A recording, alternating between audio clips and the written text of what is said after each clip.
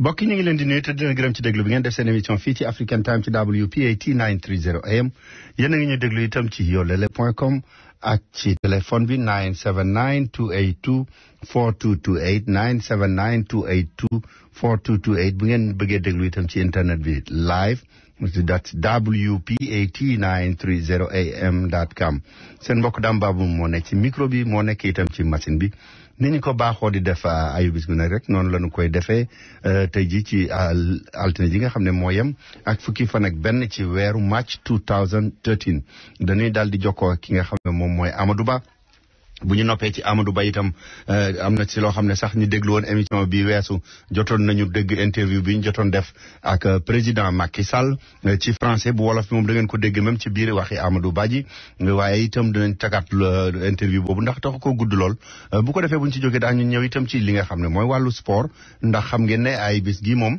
weekend bi ñu weesu surtout Saturday beeg Sunday bi am na ay combat yu bare yoo xam ne am na Sénégal ci wàllu bëre ki nga xam ne mooy suñu expert ci wàllu woowu di Birahim Ndiaye dina dellu si combat yu mag yooyu yëpp mu tojal na ko wax kenn ku nekk ki daan li nga xam ne moom la xam-xam wane ne moom la def ak ki daanu itam li nga xam ne moom la xam-xam wane ne moo tax mu juum kon nag li ñu def rek mooy daal di leen di bàyyi ngeen déglu ki nga xam ne mooy Amadou Ba li ñu séq ak moom ci waxtaan wi nga xam ne moom la ñu def ngir li xew ci Sénégal ci ay bis gi liñ ci gën a mën a jàpp surtout diggante àjjuma ak léegi.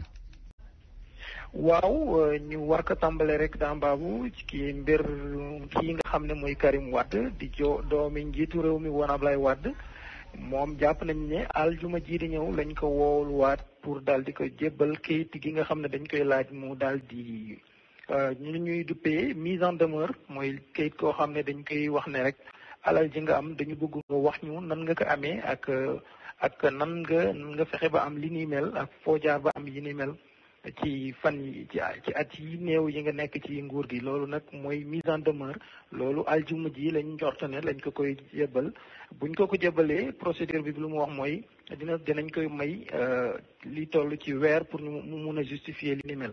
am na sax journal bi nga xam ne moom du tudd Le Pays waxoon nañ ne dañ ko façon ne tëj alxames gi waaye mel na ni gannaaw al lañ ko convoqué loolu firndele loolu doonu lu mën a am waaye li am ba des mooy ñi am xam-xam ñi si seen xam-xam màcc ci mbirum yoon yi tamit wax nañ ne du ñu ko jël rek aljuma ràpp dugal ko ci kaso gi ndax dafa am yoon bi nga xam ne faw jaar ci yegg ci loolu ñu bëri nag ay ñi nga xam ne ay mbokkam lañu woon wala bokk ay ñi ànd ak moom nga xawoon nañu njàq lool waaye defe naa ne loolu mënagum am fu mu nekk nii donc Wade mën a jàpp rek aljuma ji di ñëw lañ koy woow devant le procureur spécial Aliou Ndao pour di ko dégluwaat defe naa ne bii moo war a nekk ñeenteel yoon bi ko ëppwul sax pour mu war a mun a procédure am ci mbirum enrichissement illicite bi nga xam ne dañ ko ci tuumal bu ñu paree ci Karim Wade rek ñu wax ba léegi ci mbirum médiation pénale li nga xam ne xew na fi fan yii paas gannaaw gouvernement bi ci ki nga xam ne Abdou Latif Coulibaly mi yor kàddu gouvernement bi wala boog balay kooku sax El Hadji Diouf moo njëkkoon wax daal di wax ne gouvernement bi dafa bëgg def transaction pénale maanaam médiation pénale de sorte que képp koo xam ne rek dafa amoon loo luubal wala ñu njortoon ne am loo luubal nga daal di ci delloo téeméer yu ne nga daal di delloo 80% yi 20% yi nga moom ko loolu nag indi woon fi tamit ay coow lool ba taxoon ñii àndoon ak Macky Sall wala porte-parole am moo weddi woon loolu ba tax na gouvernement bi dans la position xawoon ñagas lool ci mbir mi ba ñi nga xam ne sax dañu àndoon ak ñoom ci mbirum politique commencé woon génne seeni kaddu di ñaxtu di wax ne loolu du éthique du tamit éthique de gestion bi nga xam ne moom la Macky Sall bëgg indi ci coppite boobu ci réew mi. lu mu weesoo nag ñu déglu Macky Sall mi nga xam ne ñëw na fii foofu Boston bo ñu waroon fa def benn communication am benn rencontre ak yow sax dafa mel ni dafa am loo xam ne leeral na ko ci position am. Oui, vous comprendrez que ceux qui n'ont pas intérêt à ce que la vérité se manifeste utiliseront tous les stratagèmes pour polluer le discours public. Mais je peux vous dire que je reste extrêmement concentré sur les objectifs stratégiques que j'ai tracés, c'est que les biens publics seront préservés. Les deniers publics seront préservés. Et la justice travaille et elle travaille selon son rythme. Ce n'est pas le rythme de la presse qui va faire déterminer les conclusions des enquêtes, mais à partir du moment où la Cour de répression, à travers son parquet spécial, aura fini, elle notifiera, comme la loi le lui indique, les assignations, ou elle fera les notifications aux personnes concernées qui auront également le temps, 1 mois, pour justifier. Cela se fera, qu'il y ait confusion ou pas, qu'il y ait polémique ou pas, ce calendrier est immuable et il se fera. Maintenant, évidemment, il y a beaucoup de gens qui n'ont pas intérêt à ce qu'il y ait sérénité, mais je les comprends. bi ci loolu weesoo ki nga xam ne mooy Abdoul Mbaye mooy premier ministre bi am na ndaje boo xam ne amoon na ko ak kii di xam mooy Alassane Samba Diop ci télévision Futur Média moom itamit xamle na fa ne position bi Abdou Latif Coulibaly wax doowul ne position gouvernement bi la maanaam position de principe la rek mooy yoon dafa wax ne war nañu mun a def médiation pénale waaye waxul ne position gouvernement bi la loolu nag mu leeral mooy lu leer nañ donc Abdoul Mbaye donc leeral na mbir mi lool ci mbir moomu ñu mën a jàpp rek fu mu ne nii gouvernement Sénégal fas na yéene topp mbir mi ba mu jeex tàkk képp koo xam ne rek dañuy tuumaal ci mbirum enrichissement illicite kon yoon dina def liggéeyam ba nu mu waree. léegi nag bu ñu paree ba léegi ci mbirum traque des biens mal acquis boobu ñu dem ci mbirum Touba ñi nga xam ne wala boo xalif général de Mouride sax loolu ñëpp xamoon nañ ko ci moom que dafa sut yéene jàppale kenn ko wax rek dañu la tuumaal ci ay sàcc wala yi ni mel ñoom dañu jàpp ne loolu du seen yool ba tax na seen yoon nekku ci si ba taxoon sax li taxoon sax ñu wax mbir moom mooy kii nga xam ne mooy Ablaye Wade njiitu réew mi dañu waxoon ne dañ doon lam-laamee ne dinañ ñibbisi fii ci Sénégal fan yee ñëw waaye maître El Hadji Amadou Sall doonoon ni tamit avocat wu président Abdoulaye Wade àdduna jëmee li mel moom nag lu mu wax ni mooy président Abdoulaye Wade fasul yéene ñëw fii fan yi kon bokk li ñu duppee woon rumeur rek wala intoxication boo xam ne ñi nga xam ne dañu féete ak nguur gi doon wax pour xaw a indi ay jaxase si xelu nit ñi waaye lu am ba des mooy maître Abdoulaye Wade dañu wane day ñëw waaye ñi nekk ak ñëwagul ñu dem rek ba léegi ci mbirum immeuble bi nga xam ne dafa màbb fële ci Wakaam ba amoon si ñaari nit ñu si ñàkkoon seen i bakkan mbir moom mu ngi wéy di continuer ba léegi autorité yaa ngi fay dem di enquête ba tax na sax ki nga xam ne mooy Abdoul Mbaye bu mu demee woon dimanche bii nii doon bokk ak benn randonnée pédestre bi nga xam ne amicale des anciens enfants de troupe ñoo ko organisé woon àdduna jëmee li ni mel wax ni képp koo xam ne rek da nga am tabax boo xam ne yéenawul maanaa ñu waxoon la nga tabax benn weer wala boog benn étage wala ñaar yow nga daal di tabax ñaar wala ba ñett loolu fas nañu yéene ak jël loolu ñu daal di ko tas loolu yi tamit décision boo xam ne boobu la décision nguur gi wax mooy bépp tabax rek dafa violé code urbanisme wala code boo xam ne rek dafa wax jëmee li ci yoon dañ koy daal di boom ñu jëmee ci loolu léegi ki nga xam ne sax borom immeuble bi am na tamit ay kilifa yoo xam ne dinañ demee yi si mel wax ne saa yu ñu ko gisee dinañ ko jàpp ndaxte immeuble bi def respecté wul woon norme yi nga xam ne dafa waroon respecté ki mel ni Khalifa Sall am na loo xam ne wax na ko ci ñu dem ba léegi ci mbirum interdiction boobu sax interdiction de la mendicité bi ñuy wax maanaam yelwaan bi ñuy wax ne dafay am ci mbedd mi ba ñu tere woon ko lool ba loolu yi tamit indi woon fi ay wax ba daara yi ñi nga xam ne dañu bokk ci daara yi amoon ab ndaje bi ñu defoon ba daal di interdire yi ni mel daal di wax ne mbir mi du yoon waaye ba léegi Macky Sall gannaaw bu mu defee benn interview boobu exclusive bu mu am ak yow defe naa ne am na loo xam ne def na ko ci.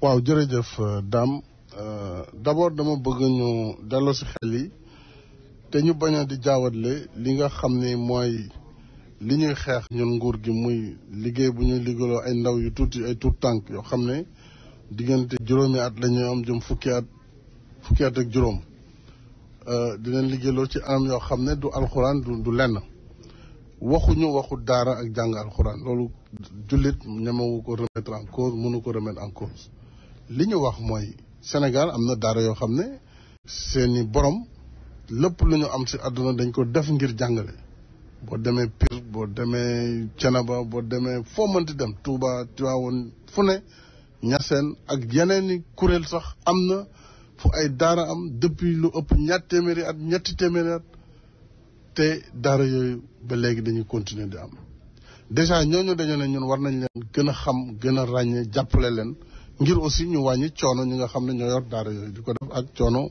wayjur yi waaye nag ci biir loolu dafa am ñoo xam ne dañuy mbubboo daara di jël doomu jàmbur yi ay taalibe maanaam booy xool sax léeg-léeg duñ leen jàngal alxuraan waaye lañ leen di wax mooy boo xëyee jëlal sa pot nga dem yalwaani bés bu ne boo indiwul nangam dinañ la fanaan di dóor danañ la exploiter loolu lañ ne dootuñu ko seetaan kon ku fas yéene def lu baax da nga war a ànd ak gouvernement bi ci li mu wax waaye ñun nekkuñu fi pour di xeex ñu yor ay daara wala di xeex daara loolu dama bëgg mu leer mosul nekk ci xelu gouvernement bi te mënul nekk waaye nag jàpp ay doom xale yu tuuti di leen def ci yenn anam yi di leen exploiter di leen gaañ di leen dóor kooku mënatuñ ko seetaan ndax baaxul ci suñu réew te ñun ñoo war a sécuriser maanaam suñuy doom fas yéene naa aussi gouvernement bi gën a jàppale vraiment njàng mi ci wàllu tabax ay daara yu bees ak ci wàllu jàppale leen ci dundu daara yi loolu ñu ngi ciy waxtaan te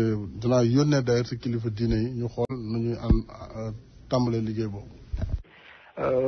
kii di Abdoul Mbaye tamit jël na benn position yi ni mel wax ne loolu dinañ ko saytu dinañ fexe ba dimbali leen wala organiser leen fexe ba képp koo xam ne da ngay jàng alxuraan yi tamit ñu mun ko respecté waaye yi tamit ñu bañ a jël ay xale wala ay doomi ay tout tànk yoo xam ne ñu bàyyi leen ci mbedd mi ñu war a yelwaan ñu pare rek daam ci mbirum parti démocratique sénégalais ak wala boog ci benn bokk yaakaar ci mbirum coalition bi di ñëw ci mbirum élection électorale commission ñu tudd ko ñu war a rek waxtaanee léegi ci mbirum élection yi di ñëw élection locale yi ñi nga xam ne dañ féetee ak président xaw nañoo jaxasoo tuuti ndaxte am na ñoo xam ne ba léegi dañuy wax ne parti bi dafay demal boppam ki tudd Mbaye Ndiaye démb daf fi doon daje ak ay nitam am na meeting bu amoon fii ci Sacré-Cœur moom moo fa addu daal di wax ne Benno seen parti Alliance pour la République dafay demal boppam ci élection yi di ñëw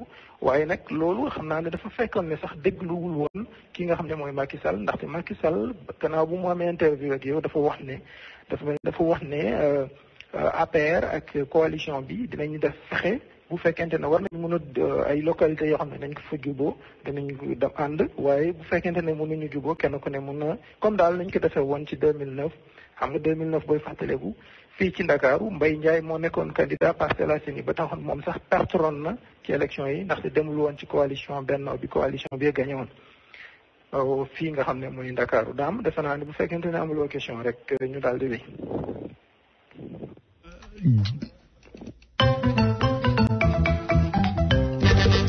kaay déglu leen ma wax leen lu neex a neex képp koo xam ne da nga doon wax ne bëgg naa lekk ci restaurant africain nag waaye dama bëgg mu moderne ne restaurant yi nga xam ne moom la yeneen réew yu mag yépp di am fii ci New York fii ci diggu Harlem Jay restaurant kër Asta Maram Jay restaurant chez Asta Maram bépp ñam woo xam ne da ngeen koy lekk ci restaurant yu africain yi waaye bu ngeen ñëwee da ngeen fekk place ba mu moderne goo xam ne dafa dem ba sax waañ wa dafay ubbeeku boo nekkee ca salle ba di lekk da ngay seen waañ wa mu dal sa xel xam ne fii moom lu set wecc lu moderne loo xam ne Rousseau fa yóbbu kenn moom la Jay restaurant kër Asta Maram fas leen yéene indi léegi mu ubbi 2479 8th Avenue ci diggante 132nd ak 133rd téléphone 212 861 food 212 861 36 63 212 861 3663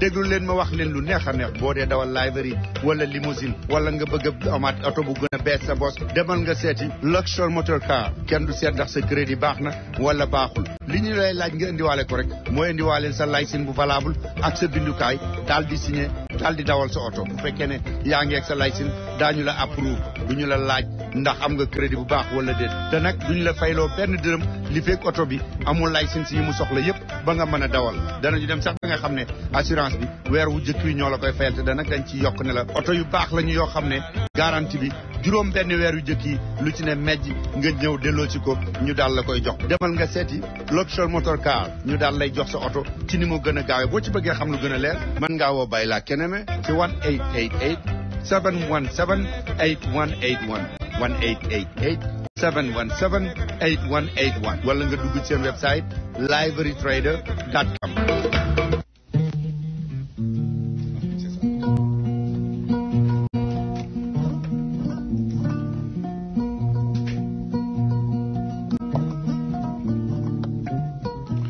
mbokk yi ni ma leen ko waxee woon rek ñu fàttali leen yéen a ngi déglu seen émission fii ci African Time ci WPAT 930 AM dañuy daal di dellu si waat ba tey ci mbiru waxtaan wi nga xam ne seq nañu ko ak président bu Sénégal di Macky Sall mais nag du ko tax a gudd lool déglu woon nañ ko sax ci àjjuma ñi nga xam ne jotoon nañ ko déglu waaye du ñàkk itam comme moom la ñu fas yéene waxtaane tey ci téléphone bi nu dellu si ci ak yéen ngeen dégluwaat ko ngir wala ñi ko déglu woon it mën koo déglu bu ko defee ñu door a ubbi téléphone bi bu ñu noppee ci mbiru sport bi ak li ñu seq ak Birahim Ndiaye waaye balaa boobu kon ma bàyyi leen ngeen déglu président Macky Sall ci français la li ñu ko njëkk a laaj mooy président yu mag yi am ci àdduna bi yëpp ba ñu ñëwee dañuy am lu ñu diggee ak seen waa réew ndax campagne électorale ñëppay waxandoo duñu la déglu waaye boo toogee ba boo xam ne boo waxee yow kenn la ñu déglu dañu bëgg mu limal ñu ñett ba ñeenti mbir yoo xam ne fii ak ñetti at nee na ngeen àtte ma ci bu ma ci réussir ngeen xam ne réussir naa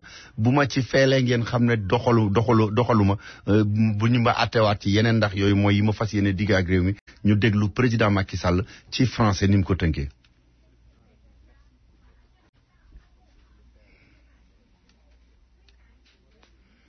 kon boog dafa mel ne li nga xam ne moom mooy. qui soit moins onéreux. Afin que les subventions énormes que nous mettons. Merci pour votre temps.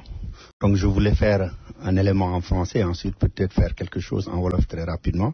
Ma première question c'est, si on vous demandait de donner aux Sénégalais 4 à 5 priorités sur lesquelles vous voudrez être jugé d'ici à 3 ans, 4 ans, quelles seront ces 4 priorités? Je vous remercie, dame. Vous savez, nous avons plusieurs priorités aujourd'hui compte tenu des urgences. Mais les urgences ne doivent pas faire oublier l'essentiel. Et les 4 ou 5 priorités que je voudrais lister ici, que j'ai déjà développées lors de ma campagne, c'était premièrement la question de l'agriculture, qui va donner donc la réponse pour la sécurité alimentaire et l'autosuffisance. J'aimerais d'ici 4 ans, 5 ans, au terme de mon mandat, que nous puissions évaluer l'évolution de la production agricole au Sénégal, l'enrichissement des paysans par rapport au moment où je prenais fonction et toutes les transformations structurelles dans le secteur d'ici à cette période. Bien entendu, on ne peut pas en une année en définir des politiques de réforme, les mettre en œuvre et voir les résultats. Le deuxième secteur clé pour le Sénégal reste l'énergie.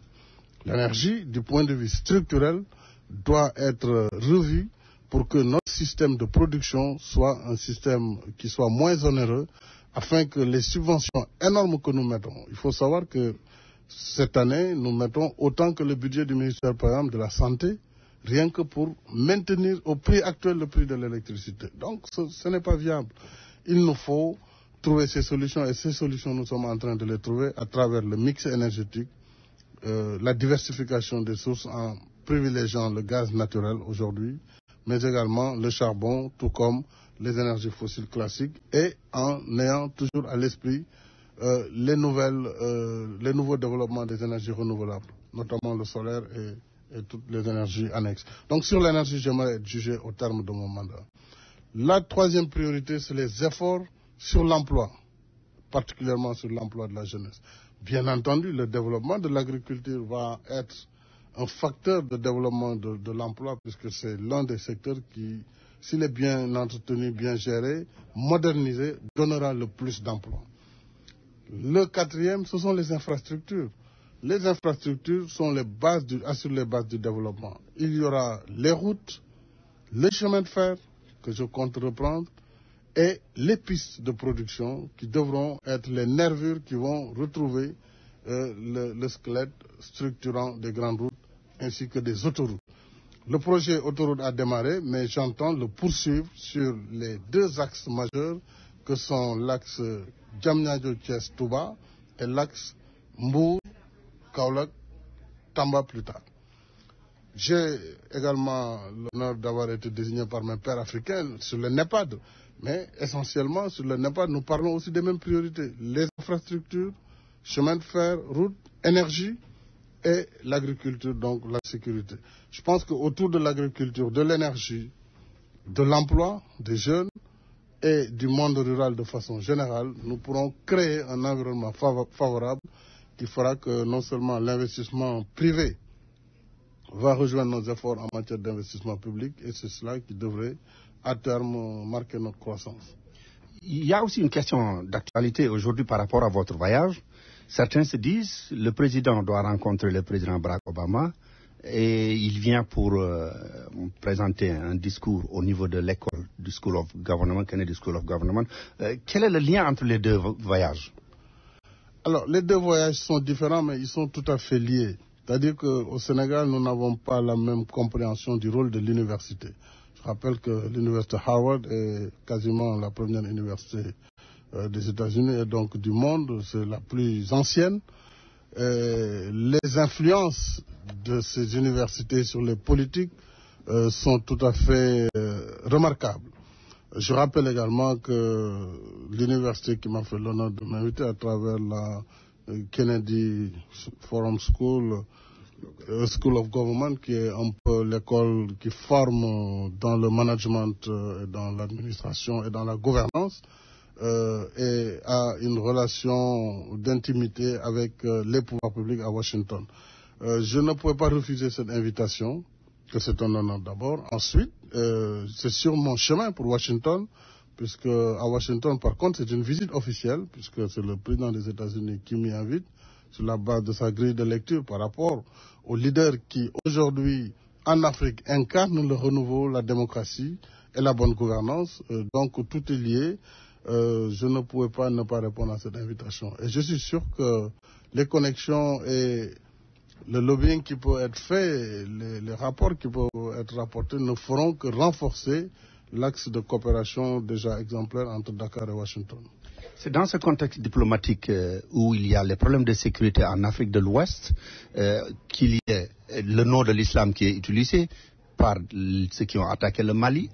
Pendant ce temps, on parle aussi des daras au Sénégal, des enfants qui sont laissés à eux-mêmes ou à d'autres qui peuvent les utiliser demain. Quelles sont les mesures que vous envisagez de manière stratégique? D'abord, je voudrais vraiment éviter toute confusion entre les daras, l'islam et l'exploitation des enfants. C'est comme le terrorisme et l'islam. On ne peut pas, au nom de l'islam, pratiquer la violence, tuer, déshonorer. Ça, ce n'est pas l'islam. Là aussi, lorsqu'on parle des daras, il faut qu'on fasse la dichotomie entre l'enseignement coranique de façon traditionnelle à travers nos daras et la forme répugnante que nous voyons aujourd'hui dans nos sociétés où des maîtres chanteurs ou d'autres escrocs utilisent des enfants pour les faire mendier, voire pour les exploiter, y compris sexuellement. Donc nous combattons ces phénomènes d'utilisation des enfants et notre société doit protéger ces enfants, y compris ces talibés. Pour les talibés, j'ai déjà instruit le gouvernement pour dire que nous devons être plus présents aux côtés des écoles coraniques. Nous devons appuyer l'enseignement religieux au Sénégal, puisque déjà même l'enseignement catholique est soutenu par l'État, il faut le savoir, à travers des lignes de subvention du ministère de l'Éducation nationale. Donc aujourd'hui, nous devons travailler avec les chefs religieux à travers des daras qui existent. Vous prenez le dara de Koki, par exemple, ou à Saint-Louis, j'ai visité des daras modernes où ce sont de bonnes volontés qui prennent leur patrimoine, qui hébergent des enfants, qui les nourrissent, qui les habillent, qui les soignent. Cela mérite tout le soutien de l'État. Et donc nous disons qu'il faut organiser cet enseignement. J'ai discuté avec nos partenaires de la Banque islamique de développement et même de la Banque mondiale qui est prête aussi à nous accompagner dans la construction de nouveaux daras modernes, mais également dans la prise en charge des besoins de ces daras. Et donc il ne s'agit pas de s'attaquer à ce dara, aux enseignements religieux. Il s'agit de s'attaquer à l'exploitation des enfants qu'on envoie dans la rue pour faire n'importe quoi et parfois à l'insu de leurs parents et donc contre la société. Mais vous savez, tout ce débat-là est presque pollué aujourd'hui par les discussions sur la lutte contre l'impunité dans le cadre de votre campagne. Vous aviez promis de le faire. On a déclenché des procédures, mais il y a beaucoup de débats. Où en êtes-vous réellement avec ces procédures-là et qu'est-ce que les Sénégalais peuvent attendre? Oui, vous comprendrez que ceux qui n'ont pas intérêt à ce que la vérité se manifeste utiliseront tous les stratagèmes pour polluer le discours public. Mais je peux vous dire que je reste extrêmement concentré sur les objectifs stratégiques que j'ai tracés. C'est que les biens publics seront préservés. Les deniers publics seront préservés. Et la justice travaille. Et elle travaille selon son rythme. Ce n'est pas le rythme de la presse qui va faire déterminer les conclusions des enquêtes.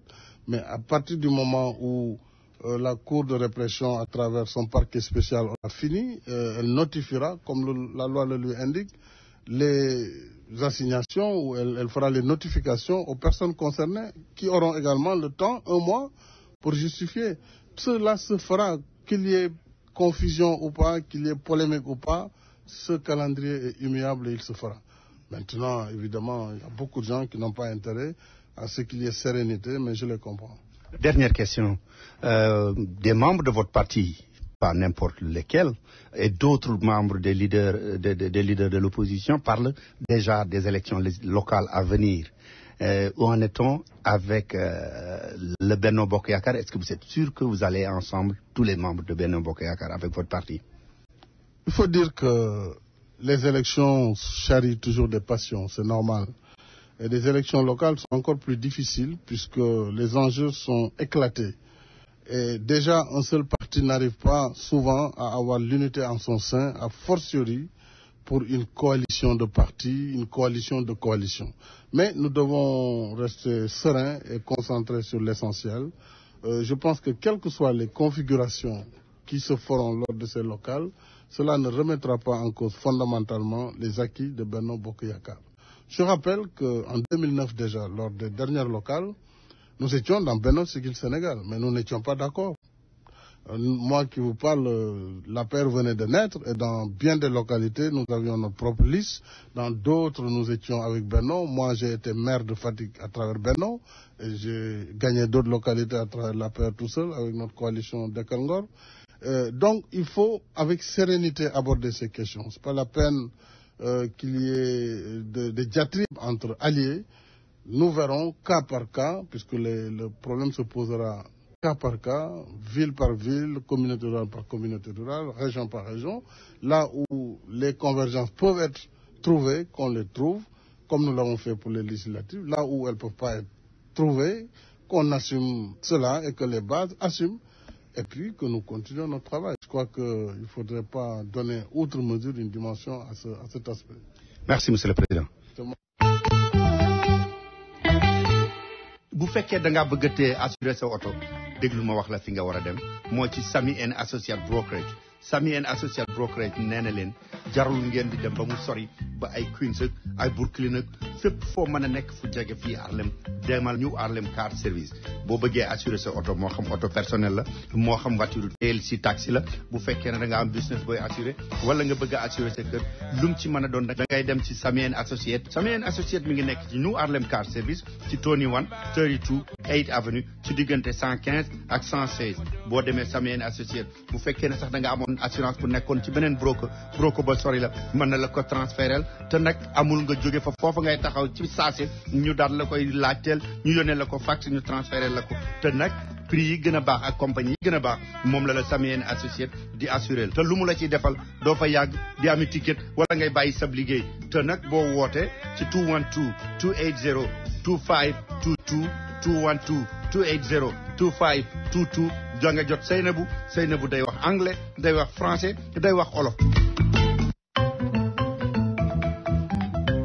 Tu veux devenir chauffeur de limo ou changer ton véhicule pour un meilleur modèle?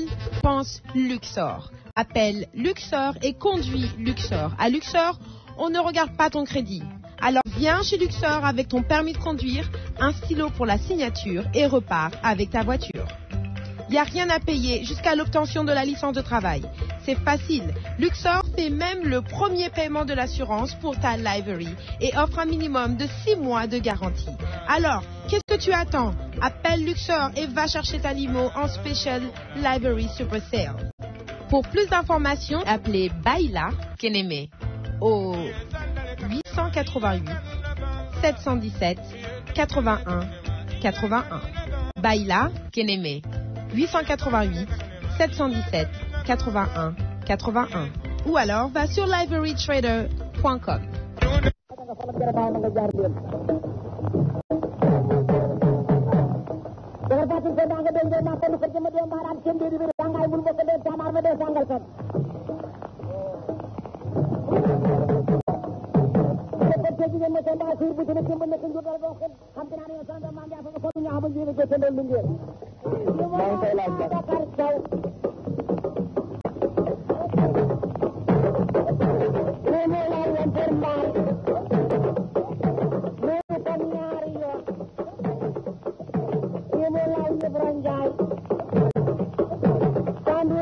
waaw kon mbokk yi xam ngeen ne bu ngeen déggee loolu xam ne dañuy bëgg a ñëw ci sport bi comme léegi dañoo am koo xam ne daf ci am xam-xam bu ñu bëree ba noppi ñu laaj ko ñi nga xam ne ñoom ñoo doon bëree ni ñu bëree naka la ko mën a jàngate kooku mooy Birahim Ndiaye mooy suñu consultant léegi suñu team African Time la bokk. Birahim Ndiaye xam ngeen ne ay combat yu bari ñoo amoon ci weekend bi ñu génn bi ñu tàmbalee bi ñu ko jëkk a laaj mooy bi am ci diggante Ama Baldé ak Ama Neex kon ñu déglu tuuti farangaat bay Birahim Ndiaye mu tàmbali explication yi.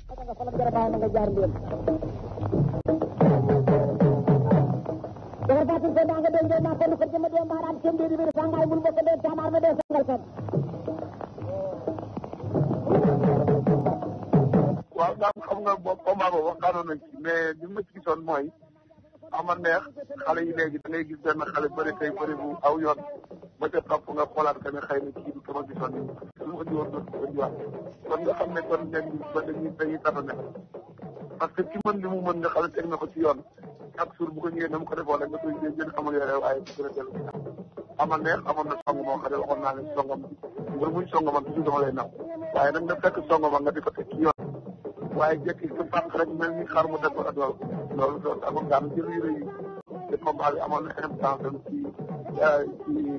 boy bi ci carrière amoon na temps ci carrière Ama Baldé parce que Ama Baldé ñaar dëgg la jóge tey combat bi ñàkkoon ko du woon yoon kon tey soo nekkee di bëre moom boo ñëwee dafa koy jàng moom la dafa mel ni bu ñëwee jàngul Ama Baldé moo tax ñu ñett la ni du temps bu ñu la Ama Baldé parce que combat bi ak ñu leen tëkkale war naa mën a gën a jafe tuuti bon même bu ko dee daal war war a yombee nii waaw nekkoon dafa wàcc ci yoonam parce que song bi tegul ci yoon bon léegi moo tax ko daanee waaw yeggaleen waaw parce que moo tax bi ñu ko daanee ñëpp xamoon na Ama Neex na mu bëree tey ñi nga xam ne loolu andiwu ko loolu daaw ko bëree am bu ko bëree tey rek war naa dem defarwaat bëggee bokkaat ci lamb ji daal bu mu arrangé waat tam defaraat ak songam bu baax.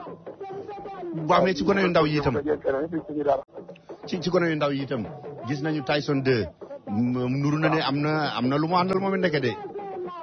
waaw Tyson 2 moom waxoon naa leen Tyson 2 dafa am lu mu ñett lu mu boole loo xam ne mooy ku am rek mu mër nga mooy am na fit mën naa bëri dégg nga te waaw dafa boole fit bi bëri bi am ba condition bi nag du ko boole ku mel noonu nag ñaare saa yoo gisee mu am mën a bëri am fit am jom ci bëri parce que combat dama ko seen combat am contre ci seen mu bëri ñu dóor ko ci dóor yu metti waaye benn bëri ci ba daan xam ne kii xale bu am jom la te itam li gën a am solo ci mbër mooy saa yu xeexee mu ngay xool guddi lu mu xeex mu ngi xool guddi bu mu jaar ci pour gis ngay tànn daal moo tax mu daal nekk la nag xale la boo xam ne bi warul dem maanaam warul déplacé na defarwaat rek parce que njool buy xeex na taxaw ne jot na di xeex njool buy taxaw day wàcce tànk bi day lem tànk yi jër di jëm góosam bu fekkee pied gauche ngay tegal nga lem tànk yi di jëm saare de gauche réservé droite bi ba bis bu nga dem parce que sang moomu ko day doon song kenn war ko ci war a jiitu parce que njool mu ñaan xajul ci tànk ndaama waaye bu fekkee ba ndaama li génn la suuf kooku day tënk rek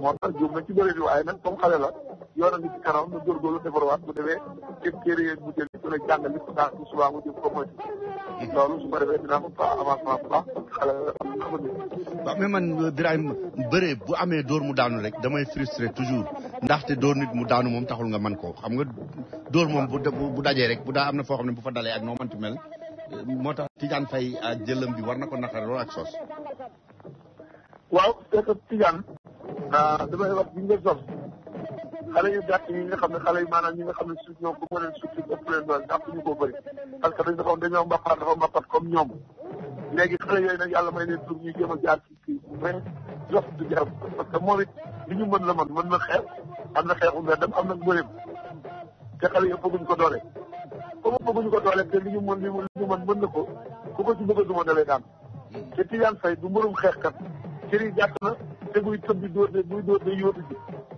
waaw ndaama nan lay mën a yóotoo ko sut laaw de baaxul moom laaw bu yóotoo mal bu ñu ko contré mu dem teer moo tax mu dajee ku man ku boobu dal ci mag si mais dafa gàddal bu ko songee dal du ko def moom dernier attaque am dernier garde am wàcc wut butt pour jéem a yaa dëkk ko suuf rek moo doon dansam waaye bu ko taxee naan damay jéem a xeex ak moom ba jël sa bu boobu ko jël moo ko wàññi attention rek léeg-léeg tamit ñu ne diw nangam bari xam-xam loolu bari xam-xam tam danaa war a wut lu lay yokk daam nit ki day wut lu koy yokk ci àddinaam waaye daan ci benn daan nga defe ne loolu moo jeexal nga téere yi fekk na ci war a téye dese nga lu bari te loolu dafa bari suñu xale bëri waaw ku bëri ñaari victoire ñett rek yaakaar ni ñu mooy la pour bu ne ñu tuddee la ko nga yaakaar ni jeexal nga téere fekk dese nga lu bari parce que ni mu ngaralee démb ëpp na ngarale bi équilibre bi dootu fa am parce que tànk yi ni mu laaj ko dafa ba pare muy tëb di dóor yi encore xam nga loolu buñ ko la contré buñ la cofee rek nga dem moo tax lamb la boo xam ne bi attention booy su mu bëreel mu daan ko kooku daan na tudd moom sax jos moomu nañ ko bàyyi xel xaw ma nag njool yu weex yeeg ñooñu ak moom waaye ñii naama yi ko ñooñu booy yi ñu defarul ne bala ñu ko daan dana métti lool am na loo xam ne aussi xam nga sénégalais boo déggee surtout wolof danaan sama séeréer bi sama naar bi sama pël bi daanaka ku ci bokkul rek defe nañ ne doo xam dara duñ la jël au sérieux mais espagnol bi Juan daje ma Cobra wane na ne bar na dafa mel ne ku ñu war a bàyyi xel la de.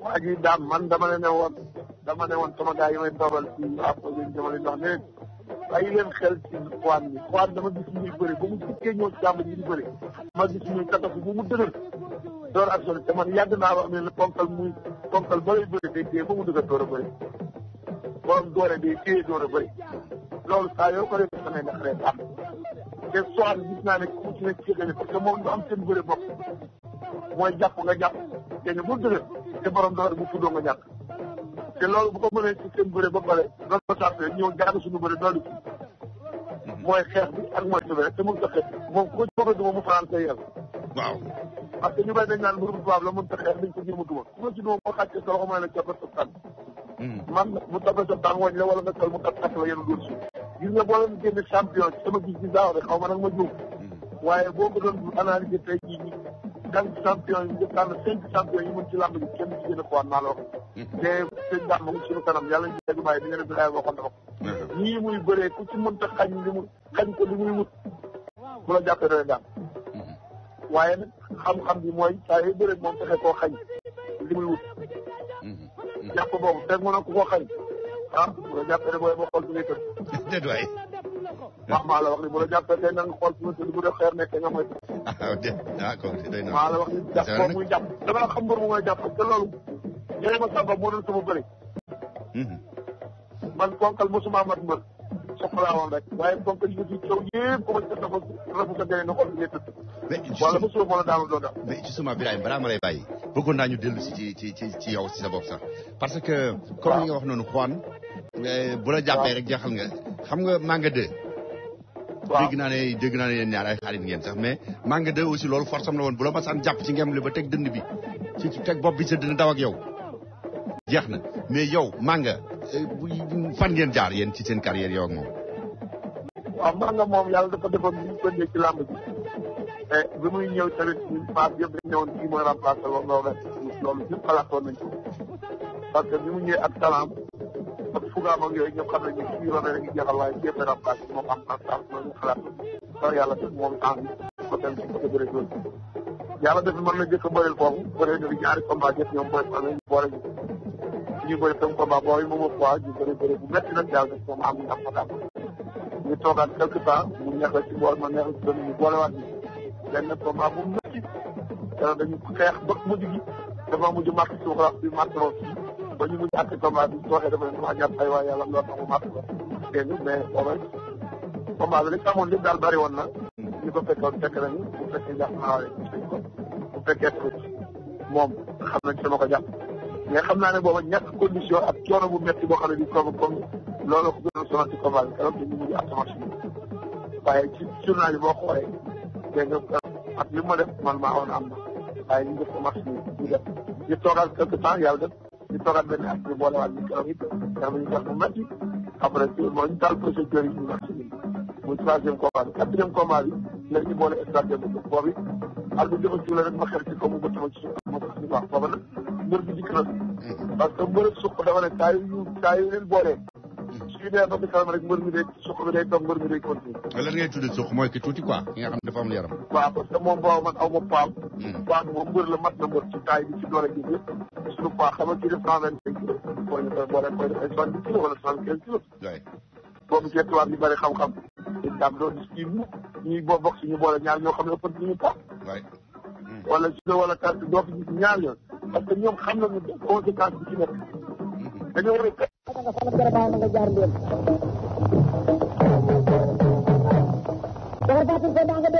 waaw jërëjëf Birahim Ndiaye kon defe naa ne loolu moo gën a am solo ci li nga xam ne moom la ñu jotoon a seq ak yow ci waxtaan wi enregistré woon ko kon nag mbokk yi ñu aat ndiku tuuti rek door a ubbi téléphone bi.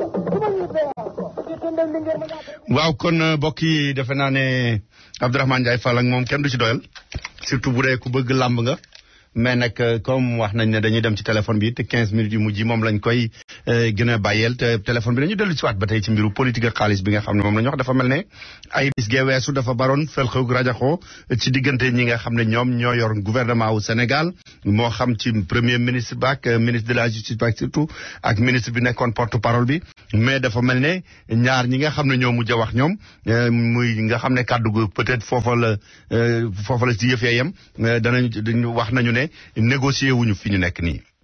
waaye bala ñoo ñëw ci loolu ngeen may ma rek ma def ñaari yëgle yu gaaw a gaaw bokk yi nga xam ne ñooy doon nimse gis ki nga xam ne mooy Serigne Bayti Amar yàlla def na mi ngi fii ci New York fi nga xam ne foofu la doon dal ci 110 St. Nicholas ci presque kono 116 bi ci kër gi mu doon dal kon bokk Serigne Bayti Amar yàlla def na mi ngi fii ci Amérique fi mu nekk nii lii itam benn yëgle la boo xam ne je le dis en français et je le dis en wolof parce que c'est plutôt une compagnie qui fait de la distribution wholesale des accessoires de téléphone portable et qui cherche un employé à temps plein avec un bon salaire et un emploi de temps qui est très flexible. Donc, si vous êtes intéressé par ce boulot-là, vous pouvez nous contacter au 646 932 83 81 646 932 83 81 kon li may wax rek mooy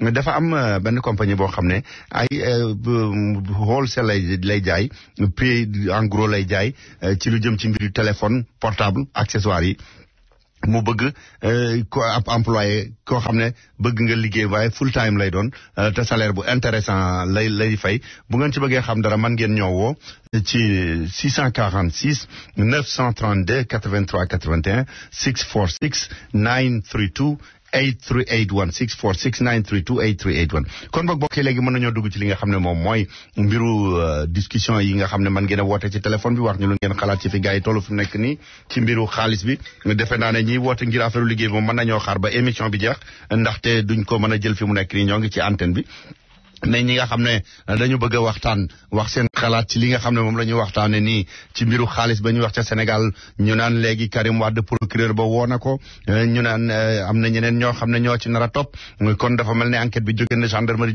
jóge na police léegi magistrat la nar a jëm dégg ngeen Macky Sall mu ne ñoom ñëpp dinañ leen jox ku nekk 1 mois ñi nga xam ne dañ leen di jiiñ ku ci mën a wax foo jëlee sa xaalis muy lu lew ñu ne la mbalaya koo xam ne mën loo ko wax nag bu ko defee buur dina ko seq ak yow man ngeen a woote wax seen xalaat 646 792 3623 646 792 3623 gars yi tàmbali nañu woote kon ñu jéem a jël ñi nga xam ne ñu ngi ci antenne bi African Time. asalaamaaleykum daam ñu ngi lay gërëm ci émission bi. jërëjëf. man li ma jaaxal kay ñi nga xam ne dañ leen a laaj te ku ñu laaj nga ni président bi fi nekkoon ma ko jox taan du ma jox di ma joxaat.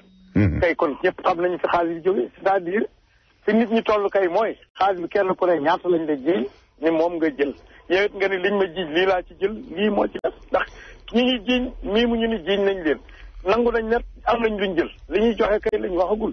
waaw mais xam nga loolu yëpp kilifa li ci ëpp ba tey presse bi day génn wax léeg-léeg ñu weddi ko waaye ñi nga xam ne ñooy officiel bi moom premier ministre tey bu ngeen ko dégloo ci TFM biñ ko waxee ne xaalis bi ñaata la lu ñu topp ci ni ñu def te xamaguñu ko lépp te itam dégg nga ci benn presse ñu wax ne kii di Karim Wade biñ ko wooyee dafa wax ne moom bi baayam daataan falu am na 8 milliards mu ne fa mu doon liggéeyee 15 millions la fa doon am par mois man def naa calcul bi donc bu fekkee ne 15 millions la fa doon am par mois te dépensé wu ci woon dërëm xanaa kon pour mu mat 8 milliards 40 ans la war a liggéey defe naa atam matagul woon 40 ans bi bàyyam di falu donc xam nga loolu yëpp ay demal ak fekkale rek lay doon.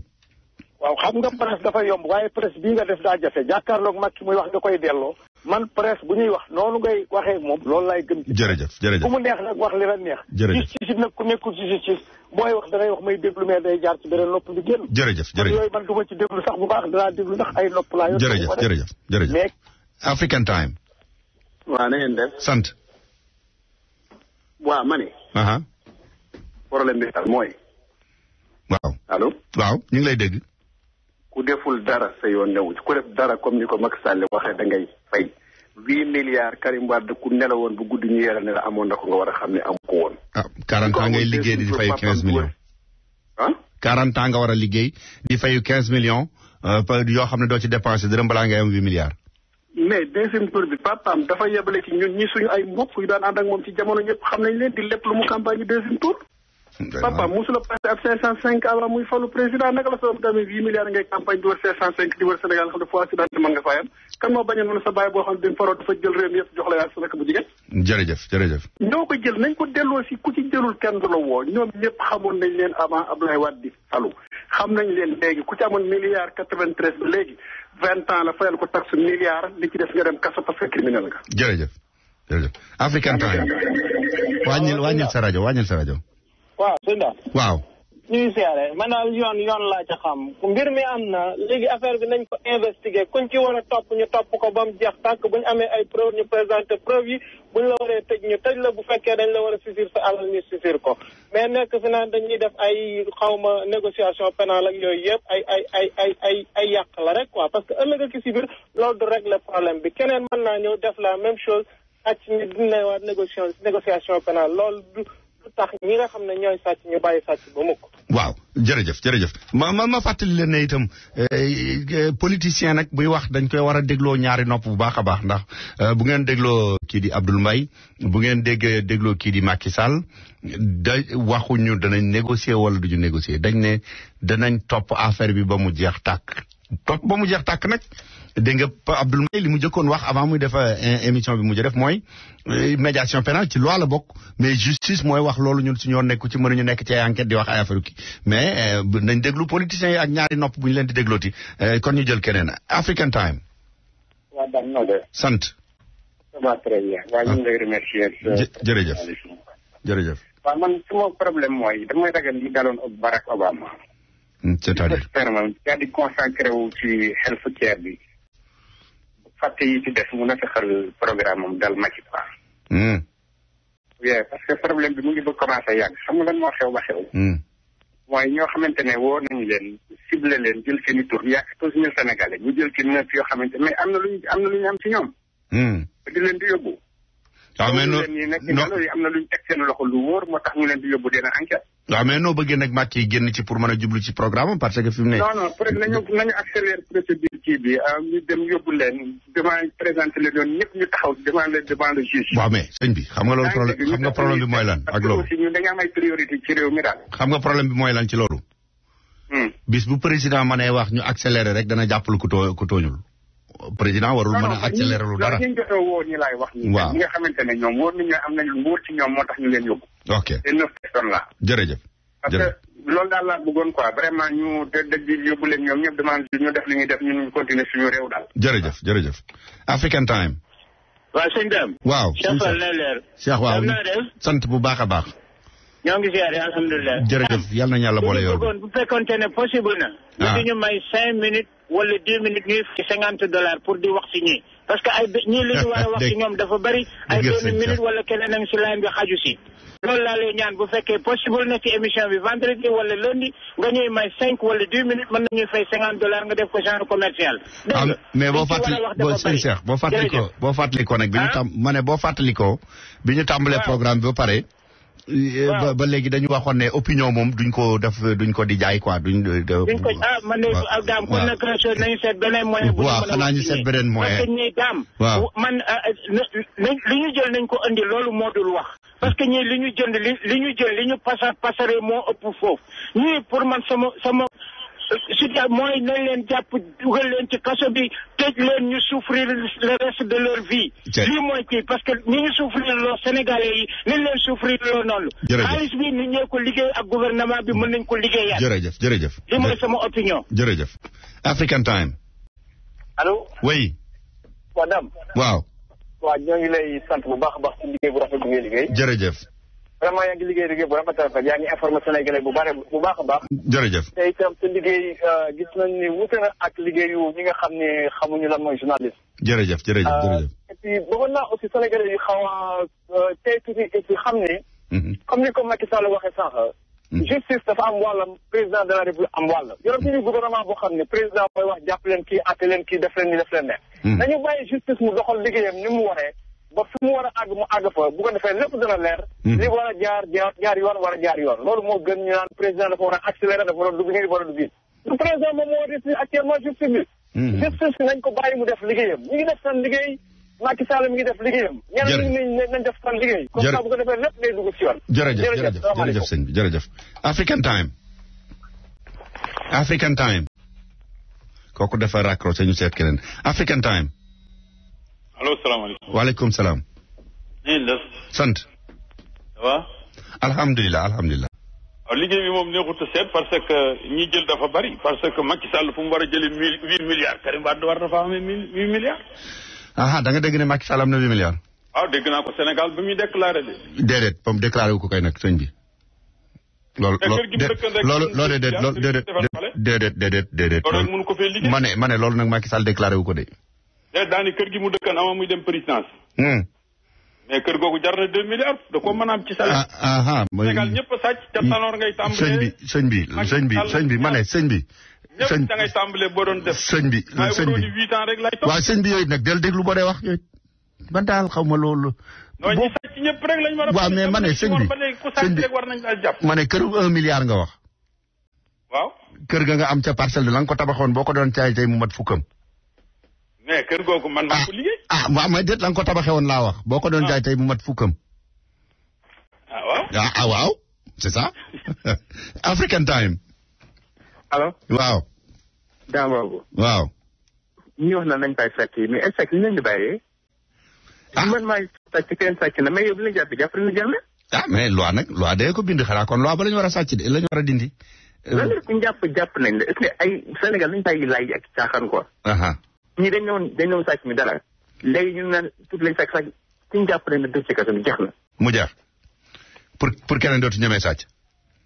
waaw donc ba tey gars yi def naa li ci des bareetul sax am ay 2 minutes moo ci des wala 3 waaye ba tey mën nañoo jëlaat ñenn rek mën ngeen a woote 646 792 3623 646 792 3623 bu ko defee ñu mën a daaneel balaa ñuy tàggoog yéen. maanaam ñiy woote ci suñu portable nag ci 932 bi jaru ko fi mu nekk nii ndax xam ngeen ne mënuñoo nekk ci rajo bi di wax ak nit ñi ba pare di jël téléphone moom daanaka xaar ba émission bi jeex mooy gën.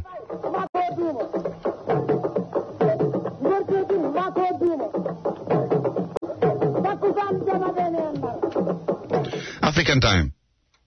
salaamaaleykum. waaleykum salaam. alhamdulilah. waaw kii laa soxla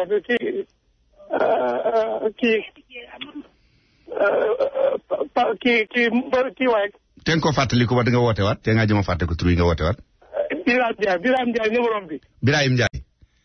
waaw léegi man maa moom ñoo bokk dëkk parce que mais ba mu ñëwee ba léegi xaw ma numéro ma ko jot. waaw xaar ma jox la sama boss boobu bu ñu paree nga woo ma jox la ko.